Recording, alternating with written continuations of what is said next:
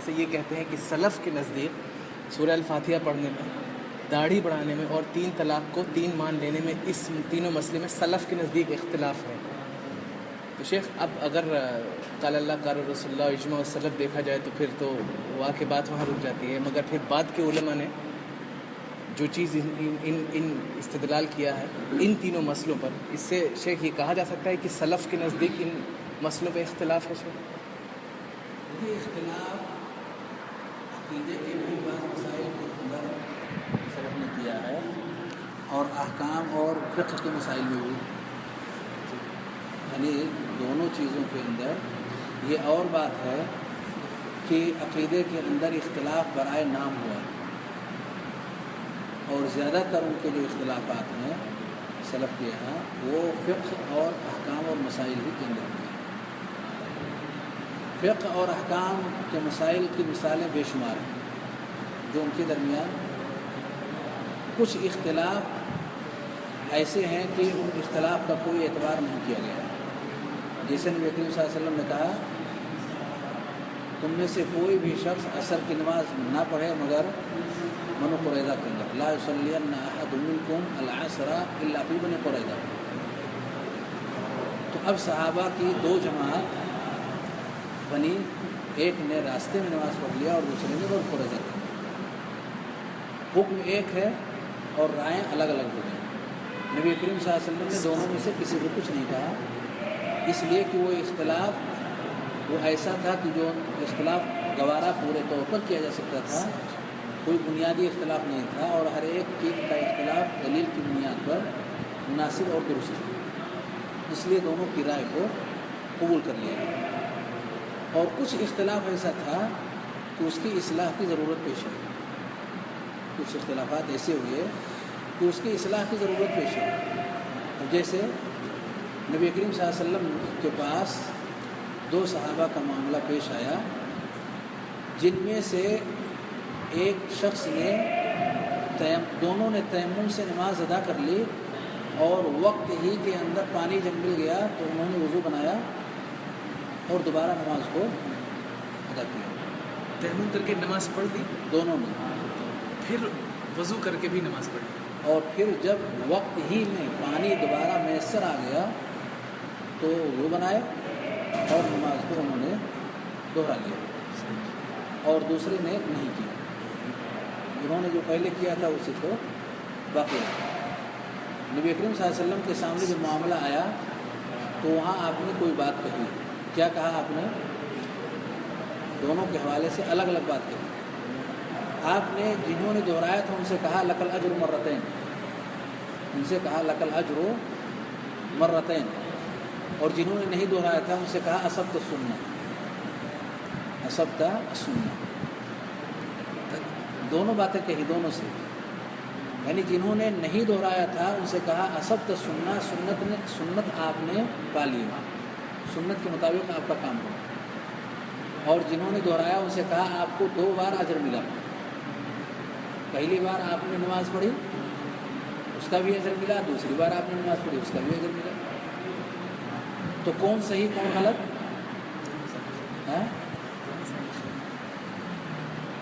صحیح سننا دونوں صحیح دونوں صحیح ہے، بس صحیح کے درجے میں فرق ہے. صحیح کے درجے میں فرق ہے، صحیح کے درجے میں فرق ہے.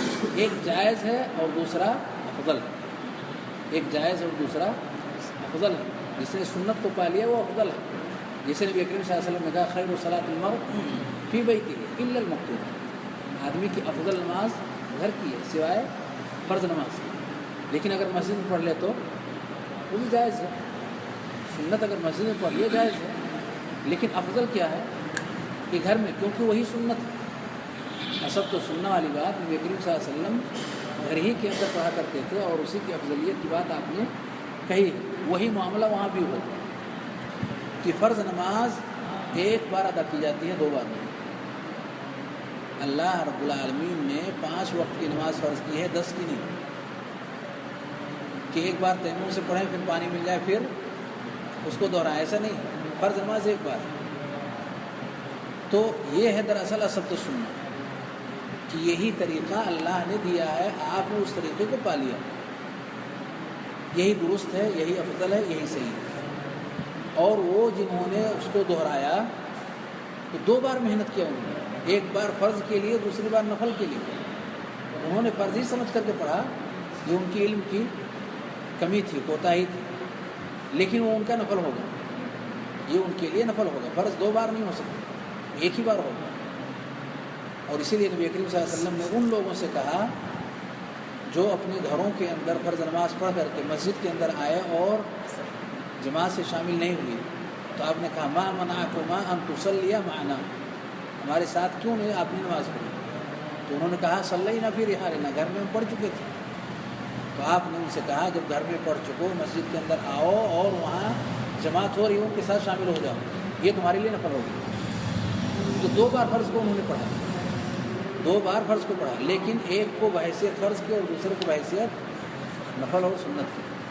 اور یہی کام حضرت معاذ بن جبل رضی اللہ تعالیٰ عنہ کرتے رہے۔ تو خیر خلاصہ اس کا یہ ہوا کہ جہاں اصلاح کی ضرورت پیش آئے اختلافی معاملے کے اندر، یا کسی چیز کی حقیقت کو واضح کرنے کی ضرورت پیش آئے، تو وہاں اس چیز کو واضح کر دینا چاہیے کہ کون کس درجے میں ہے، تاکہ غلط فہمی وہاں سے ختم ہو جائے۔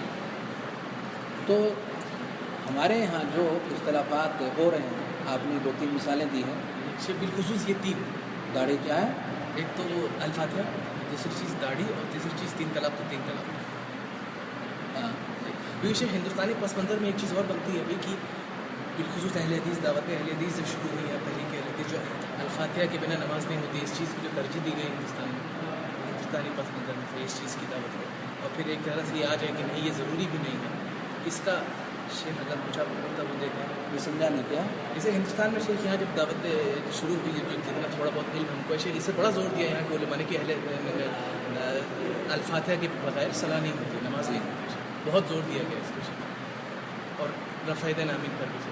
اب جب ایک دلیل یہ آ رہی ہے کہ سلف سے اس میں اختلاف ملتا ہے، اور اس کی جواز دے کر ٹھیک اگر نہیں بھی پڑھیں آپ صحیح ہے، شیخ اس وجہ سے اس میں ذرا اور وضاحت کی ضرورت پڑ جاتی ہے کہ ایکچولی اختلاف ہے، اختلاف کہتے کس کو ہیں اس میں، اور پھر اس کا جواب کیا ہوگا شیخ ہمارے پاس؟ دیکھیے، لفظ سلف کا استعمال وہ ذرا سوچ سمجھ کر کے کرنا چاہیے کہ سلف کہہ کر کے ہم مراد کیا لے رہے ہیں۔ کیا ہم صحابہ مراد لیتے ہیں، یا ہم تابعین کو مراد لے رہے ہیں، یا تبع تابعین کو مراد لے رہے ہیں؟ یہ سب سلف ہے جی، اور سب کی تعریف کی گئی ہے، اور یہ سب قرون مفضلہ ہیں جن کی ثنا پیارے نبی صلی اللہ علیہ وسلم کی احادیث مبارکہ کے اندر آئی ہوئی ہے۔ لیکن اگر کسی معاملے کے اندر ان کا آپس کے اندر اختلاف ہو تو وہاں اختلاف کے اس پہلو کو لیا جائے گا جو نص کے ظاہری مفہوم سے موافق ہو۔ حدیث یا قرآن کے ظاہری الفاظ کا جو معنی سامنے آ رہا ہو، اس کے موافق لگ رہا ہو، اس رائے کو ترجیح دی جائے گی، کیونکہ آپس میں ان کے درمیان اختلاف ہو۔ جیسے سورہ فاتحہ کے حوالے سے آپ کہہ رہے ہیں کہ سورہ فاتحہ پڑھنی ہے یا نہیں پڑھنی ہے، اور سلف کے تعلق سے اس میں اختلاف ہے، تو اگر یہ اختلاف ثابت ہے سلف سے، تو اختلاف کا معنی ہوا دونوں باتیں کہی گئی، پڑھنا بھی ہے ضروری اور نہیں پڑھنا بھی ضروری ہے۔ تو ایسے میں کس رائے کو لیا جائے گا؟ اس کو جو حدیث کے یا قرآن کے ظاہری نص کے موافق ہوگا۔ تو اب جب کہا گیا کہ نماز نہیں ہوگی، اور حضرت ابو ہریرہ رضی اللہ تعالیٰ عنہ نے کہا کہ اسے اپنے دل کے اندر آہستہ آہستہ پڑھ لو، تو اب اس سے لگا کہ اس رائے کو ترجیح دی جائے گی جو اس کے ظاہری مفہوم کے موافق ہے، نہ کہ اس رائے کو جو اس کے خلاف ہے۔ داڑھی کے تعلق سے بھی معاملہ ہوا کہ داڑھی میں جب اختلاف ہوا کہ بعض صحابہ نے کاٹا اور بعض صحابہ نے نہیں کاٹا، بعض صحابہ نے کاٹا اور بعض نے نہیں کاٹا، تو حدیث کا ظاہری مفہوم کیا کہتا ہے؟ تو حدیث کا ظاہری مفہوم یہ کہتا ہے کہ اس کو بڑھاؤ، اور کاٹنا بڑھانے کے خلاف ہے، کاٹنا بڑھانے کے خلاف ہے۔ بڑھانے والا سسٹم نہیں آگے بڑھے گا۔ اگر کٹنے کا سلسلہ جاری ہے تو بڑھانے والا اس کے اندر داخل اور شامل نہیں ہو سکتا۔ اس کا معنی یہ ہوا کہ جن لوگوں نے بڑھانے کی بات کہی ہے یا بڑھانے کی رائے پر عمل کیا ہے، انہوں نے حدیث کے موافق وہ مفہوم اخذ کیا ہے اور وہی راجح ہے۔ پتہ چلا کہ سلف میں اگر اختلاف ہو تو وہ رائے جو حدیث کے ظاہری معنی اور مفہوم کے موافق ہو اس کو ترجیح دے جائے. لیکن اگر اختلاف نہ ہو، ایک ہی رائے ہو سلف کی، یعنی صحابہ و تابعین وغیرہ کی اگر ایک ہی رائے ہے تو وہی رائے قابل اخذ ہے اور وہ واجب ہے اس کا اختیار. ان کے درمیان اختلاف نہیں ہوا، اجماع کی شکل اختیار کر چکا ہے. اور طلاق ثلاثہ کے اندر اجماع واقع ہو چکا تھا کہ 3 طلاق ایک ہوگی، جیسا کہ ابن عباس فرماتے ہیں رضی اللہ عنہما کان الطلاق علی عہد رسول اللہ صلی اللہ علیہ وسلم و ابی بکر و سنتین من خلافت عمر طلاق ثلاث واحد، کہ 3 طلاق نبی صلی اللہ علیہ وسلم کے زمانے میں، حضرت ابو بکر کے زمانے میں ایک مانی جاتی تھی. کون مانتے تھے وہ لوگ؟ صحابہ مانتے تھے. نبی صلی اللہ علیہ وسلم کے زمانے میں سارے صحابہ، حضرت ابو بکر کے زمانے میں سارے صحابہ، کوئی اس کے خلاف نہیں. اور حضرت عمر کی ابتدائی 2 سال میں پتہ چلا کہ جب سارے لوگ اس پر قائم رہے، اسی کا تو نام اجماع ہے، اسی کو اجماع کہتے ہیں. تو اگر یہ اجماع قائم ہو چکا تھا تو حضرت عمر نے اس کے خلاف کیوں کی؟ جب وہ بھی حضرت ابو بکر کے زمانے میں تھے اور ان کی رائے الگ تھی تو اس کو ظاہر کیوں نہیں کیا انہوں نے؟ اس کا معنی ہو کہ 3 کو مانتے تھے کہ 3 ایک ہے، 3 نہیں ہے، 3 ایک، یہ اس کو مانتے تھے. اور اس اجماع میں وہ بھی داخل اور شامل تھے، لیکن انہیں کوئی آواز اپنی نہیں بلند کی. ان کے زمانے میں حضرت ابو بکر رضی اللہ تعالیٰ عنہ کے زمانے میں تو اجماع تو منعقد ہو چکا ہے، یعنی اس میں کوئی اختلاف نام کی چیز آئی نہیں. کسی اور صحابی سے اس کے خلاف نہیں پایا جاتا. تو پھر حضرت عمر رضی اللہ تعالیٰ عنہ نے اپنے 2 سال ابتدائی خلافت کے بعد کا جو معاملہ انہوں نے کیا، ایسا کیوں کیا؟ کیا ہم یہ کہہ سکتے ہیں کہ انہوں نے شریعت کو چینج کر دیا؟ جب اجماع قائم ہو چکا اس کے خلاف کریں گے تو شریعت میں چینجنگ کی بات ہے. تو کس حیثیت سے انہوں نے 3 کو 3 کر دیا؟ تو اس کا جواب یہ ہے، کہیں کوئی گڑبڑی رہے گی تو اس کا جواب یہ ہے کہ 3 کو 3 انہوں نے حضرت عمر رضی اللہ تعالیٰ عنہ نے بطور حاکم کے کیا. اور حاکم جب امت کے اندر کوئی نافرمانی کا راستہ دیکھ رہا، کوئی غلطی جو بہت بڑے شر کا دروازہ کھولنے والی ہو، تو وہ اپنی طرف سے بطور تعزیر، بطور سزا وہ کچھ احکامات دے سکتا ہے جو کتاب و سنت کے خلاف نہ ہو، جو کتاب و سنت کے خلاف نہ ہو. حضرت عمر رضی اللہ تعالیٰ عنہ نے وہی کیا، بطور تعزیر کے، بطور سزا کے ان کو ان کی بیوی سے جدا کروا دیا کہ آپ نے اگر یہ حرکت کیا تو اس حرکت کے کرنے کے بعد آپ کو آپ کی بیوی سے جدا کر دیا جائے، تاکہ اس طرح کا معاملہ لوگوں کے درمیان پنپنے نہ پائے. انہوں نے یہ نہیں کہا کہ شرعی طور پر ان کا 3 طلاق 3 ہو جائے گا، اب وہ اس سے رجوع نہیں کر سکتے. نہیں، انہوں نے یہ نہیں کہا، بلکہ یہ کہا استعجل الناس فی امر کانت لهم فیہ انات، استعجل الناس فی امر کانت لهم فیہ انات، کہ لوگوں نے ایک معاملے میں ایسی جلدی کیا ہے کہ ان کے لیے مہلت تھی، یعنی مہلت کے ساتھ میں الگ الگ طلاق دیتے، لیکن جلد بازی انہوں نے کیا. فلو امضینا علیہم فامضاہ علیہم. تو یہ معاملہ حضرت عمر رضی اللہ تعالیٰ عنہ نے جاننے بوجھنے کے بعد بھی کہ ان کے لیے مہلت ہے، انہوں نے اس مہلت کے چیز کو ان کے اوپر نافذ کر دیا، اس لیے تاکہ اس طرح کی کوئی حرکت امت کے درمیان زیادہ نہ پنپنے پائے. ایک سیاسی سزا، ایک سیاسی شرعی نہیں. شرعی کا مطلب ہوا کہ شرعی طور پر وہ رجوع نہیں کر سکتا. انہوں نے ایسا کوئی معاملہ نہیں رکھا. ایسے جیسے کہ نبی کریم صلی اللہ علیہ وسلم نے بطور سزا کے حضرت کعب بن مالک رضی اللہ تعالیٰ عنہ کو سزا دی. کیا سزا دیا؟ آپ کسی سے گفتگو بات چیت نہیں کر سکتے. حالانکہ 3 دن اگر کوئی شخص کسی سے بات چیت نہ کرے تو اس کے اعمال اللہ رب العالمین کے یہاں نہیں اٹھائے جائیں گے. لیکن نبی صلی اللہ علیہ وسلم نے 50 دن تک منع کر دیا کہ کوئی مسلمان سے سلام کلام نہ کرے. یہاں تک کہ ان کی بیوی کو ان سے جدا کر دیا. تو ان کو شبہ ہوا کہ ایسا تو نہیں کہ گئی بیوی ہمارے ہاتھ سے. کہا نہیں صرف ان کے گھر پہنچا دیا, طلاق نہیں دینا, ان کو جدا کرنا. یہی معاملہ حضرت عمر رضی اللہ تعالیٰ عنہ نے کیا, جدا کرنے والا. تو گویا کہ حاکم کو یہ اختیار ہے کہ اگر کوئی معاملہ بطور شریعت کے نہیں بطور حکم بحیثیت حاکم کی وہ کسی کے اوپر کسی مصلحت کی وجہ سے نافذ کرنا چاہتا ہے, شریعت کا حکم سناتے ہوئے نہیں بلکہ اس کو کنٹرول کرنے کے لیے, تو اسے یہ حق حاصل ہے.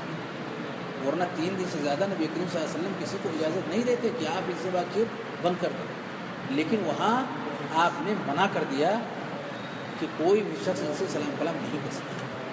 تو یہ بطور سزا کے تھا, نہ کہ بطور شریعت کے. بطور شریعت کے نہیں, بطور حاکم کے نبی کریم صلی اللہ علیہ وسلم نے یہ سزا دیا تھا. ادب دینے مقصود تھا. اسی طرح کا ایک ادب حضرت عمر رضی اللہ تعالیٰ عنہ نے حاکم ہونے کی حیثیت سے کہ مسلم سماج کے اندر یہ برائی بہت زیادہ عام ہو رہی ہے, یہ غلطی بہت زیادہ عام ہو رہی ہے, کیونکہ ایک چیز کو جہاں ایک بار کہنے کا حکم تھا 3 بار کہہ رہے ہیں. ظاہر سی بات ہے یہ ظاہرہ اچھا نہیں ہے. تو اس کو کنٹرول کیسے کیا جائے اس کے لیے انہوں نے یہ تدبیر سوچی, لیکن یہ تدبیر ان کی کامیاب نہیں رہی. اس میں پوری کامیابی ان کو نہیں مل سکی ہے.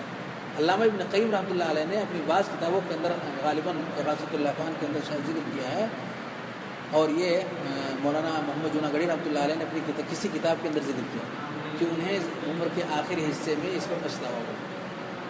حضرت عمر رضی اللہ, مجھے اس کی سند نہیں مل سکی, لیکن مولانا محمد جوناگڑھی رحمۃ اللہ علیہ نے اس کو ذکر کیا کہ حضرت عمر رضی اللہ تعالیٰ عنہ کو زندگی کے آخری حصے میں اپنے اس فیصلے کو پچھتاوا ہوا. یہ فیصلہ تھا ان کا سیاسی, جس کو پچھتاوا ہوا. شرعی معاملے کے اندر پچھتاوے نام کی کوئی چیز نہیں. پچھتاوا کس چیز کا, کہ آدمی کو پچھتاوا کس چیز پر ہوگا. شریعت کا کام آپ کر رہے ہیں, لوگ اس سے جڑے نہیں جڑے, الگ ہوئے, اس سے موافق ہوئے, مخالف ہوئے, کیا ہوا, ہمیں کسی کو نہیں دیکھنا, شرعی احکام کو نافذ کرنا. لوگ ہمارے موافق ہمارے خلاف جا رہے ہیں, اس سے کیا. لیکن وہاں ایک سیاسی معاملہ تھا جو انہوں نے کیا. شاید اس سے کرنے سے لوگ کنٹرول میں آ جائیں گے, لیکن وہ چیز نہیں ہوئی. پتہ ہے چلا کہ اجماع جو قائم ہوا تھا اس کے خلاف حضرت عمر رضی اللہ تعالیٰ عنہ نے وہ گئے نہیں, بلکہ اسی پر قائم رہے. تو اگر صحابہ کا یا سلف کا کسی چیز پر اختلاف نہیں ہے تو اس کو لینا واجب ہے. اسی میں سے طلاق ثلاثہ ہے کہ 3 طلاق ایک ہی ہے, اس کو اختیار کرنا یہ واجب ہے.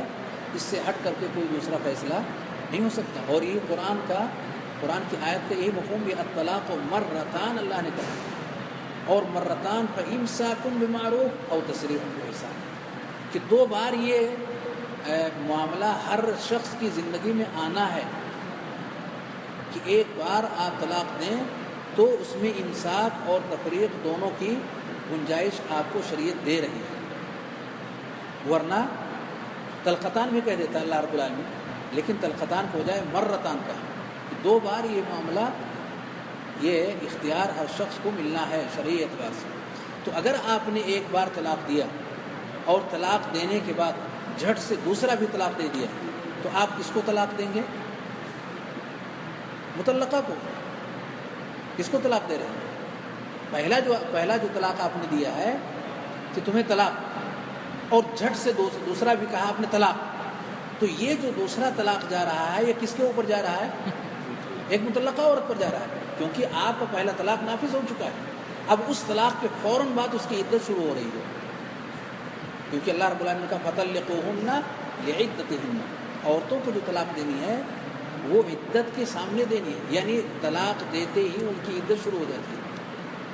ان کی عدت, تو جیسے ہی آپ کا کلمہ طلاق آپ کے منہ سے نکلا اس کے بعد ہی اس کی عدت شروع ہوئی. کب تک رہے گی عدت؟ یہ اللہ رب العالمین نے کہا ثلاثۃ قروء, 3 حیض کے آنے تک اس کی عدت رہے گی. اس بیچ میں آپ اگر طلاق دیں گے تو ایک مطلقہ کو دیں گے, وہ عدت گزار رہی ہے, نہ تو اس میں نکاح ہوگا نہ طلاق ہوگا.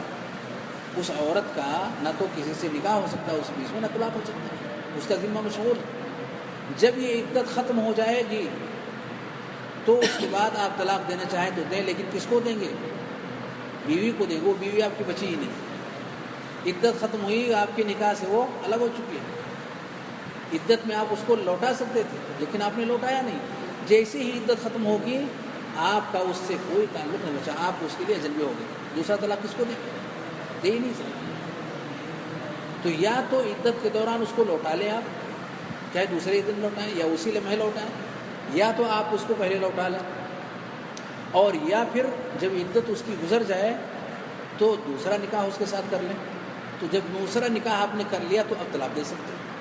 لیکن اس کی ضرورت ہے کہ اگر طلاق ہی دینا ہے تو دونوں کے درمیان جدائی ہو چکی ہے, وہ عورت کہیں بھی نکاح کر سکتی ہے, عدت بھی اس کی ختم ہو گئی, آپ بھی کہیں نکاح کر لیں. تو دراصل ایک ہی طلاق ہے کہ جس کے ذریعے سے اللہ رب العالمین نے مسلمانوں کو طریقہ طلاق دیا, اور دونوں کی جدائی اس کے ذریعے سے پورے طور پر الگ الگ کی جا سکتی ہے, اور مرتان کے اوپر عمل بھی اس کے ذریعے سے ممکن ہے. ورنہ مرتان پر عمل کی اس کے علاوہ اور کوئی شکل نہیں ہے. یعنی کہ اس پہ اجماع صحابہ کا قائم ہو چکا. جی قائم ہو چکا ہے. کچھ ادھر بتا رہے تھے کہ شام میں جو فوجی تھے یہاں کے عرب کے, تو وہاں انہوں نے شادی کرنی تھی. اب یہاں ایک شادی